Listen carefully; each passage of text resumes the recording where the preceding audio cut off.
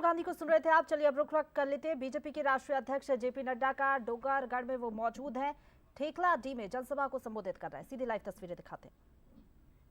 बघेल ने कहा था कि हम शराब को बंद करेंगे, कहा था कि नहीं कहा था? गंगा जल उठा करके कसम खाई थी कि नहीं खाई थी? आजकल शराब ऑनलाइन मिल रही है कि नहीं? घर घर डिलीवरी हो रही है कि नहीं? घर घर डिलीवरी हो रही है कि नहीं? ऐसी सरकार को रहने देना है क्या? मैं माताएं बहनें से सुनना चाहता हूं, ऐसी सरकार को रहने देना है क्या? ये इस तरीके से काम करते हैं। आप बताइए, ये इन्होंने सर्व विधवा पेंशन में 1,000 रुपए देने का तय किया था कि नहीं? मिल गया हमारी विधवा बहनों को? मिल गया? ये छलिया सरकार बोलती कुछ है और 5 साल में जो काम करती है वो भी। आपको 4 गैस का सिलेंडर मिल गया मुफ्त में? 4 गैस का सिलेंडर मिला? ये इस तरीके की बातें करती हैं।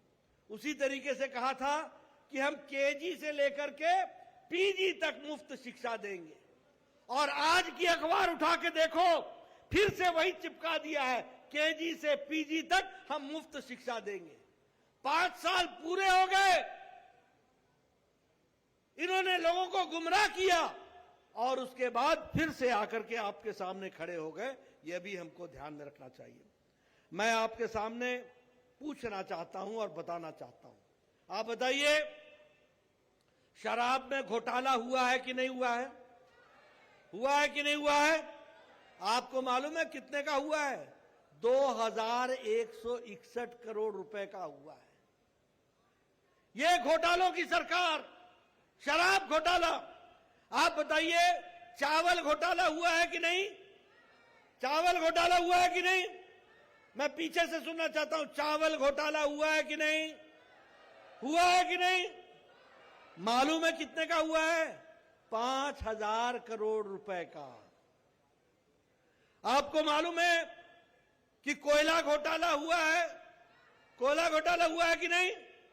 मालूम है कितने का हुआ है? 540 करोड़ रुपए का कोल घोटाला हुआ है। आपको मालूम है महादेव ऑनलाइन कर रहे हैं हुआ है कि नहीं? डीएमएफ का स्कैम, और ये टीचर्स की ट्रांसफर और पोस्टिंग में घोटाला हुआ है कि नहीं हुआ है? आंगनबाड़ी वर्कर्स के साड़ी के खरीदी में घोटाला हुआ है कि नहीं हुआ है? कौन सी जगह छोड़ी भाई? कौन सा घोटाला छोड़ा? माइन घोटाला, कोयला घोटाला, रेत घोटाला, गोबर घोटाला, गोबर का भी घोटाला कर लिया, गोबर का भी घोटाला नहीं छोड़ा। और आप बताइए, ये भूपेश बघेल की सरकार में 25,000 हमारे नवजात शिशु, इनकी जानें गई कि नहीं गई? उसी तरीके से 900 हमारी जो प्रसूति माताएं हैं, इनकी जानें गई कि नहीं गई? आपको मालूम होकर के आश्चर्य होगा कि हमारी औरतें छत्तीसगढ़ में 67% हमारी बहनें खून की कमी होती है उनको, और स्वास्थ्य की कोई चिंता नहीं होती। ये भी हमको ध्यान में रखना होगा। इसलिए मित्रों, मैं घोटाले की बात कहने लगूं तो एक लंबी श्रृंखला यहां पर निकल करके आएगी। आप बताइए, आपको जानकर के आश्चर्य होगा कि हमारे जो शेड्यूल्ड ट्राइब है, अनुसूचित जनजाति बहनें हैं, उनके साथ अन्याय होने का और उनके ऊपर उत्पीड़न होने का 30% महिलाओं पर यहां उत्पीड़न हो रहा है। उसी तरीके से हमारे अनुसूचित जाति दलित भाइयों का और दलित बहनों का 25% उत्पीड़न हो रहा है। और SC ST कम्युनिटी, उनके बारे में चिंता की जा रही है, उनके बारे में चिंता नहीं की जा रही है। यह परिस्थिति आकर के खड़ी हुई है। मित्रों, मैं आपका और ज्यादा समय न लेता हुआ आपसे ये निवेदन करने आया हूं, ये भ्रष्टाचारी सरकार, ये निकम्मी सरकार, ये अकर्मण्य सरकार, ये भूपेश बघेल के नेतृत्व में चलने वाली भ्रष्टाचारी सरकार, बताइए इसको उखाड़ फेंकिएगा कि नहीं? इनको घर बैठाइएगा कि नहीं?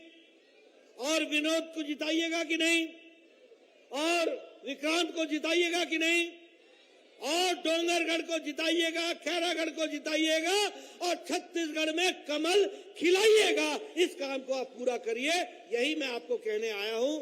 और इस भ्रष्टाचारी सरकार को घर बैठाओ, इनको काम दो, छत्तीसगढ़ को आगे बढ़ाओ, मोदी जी के नेतृत्व में देश को आगे ले जाओ और प्रदेश को आगे जोड़ो। इन्हीं शब्दों के साथ बहुत बहुत धन्यवाद। जय भारत, जय छत्तीसगढ़। भारतीय जनता पार्टी जिंदाबाद।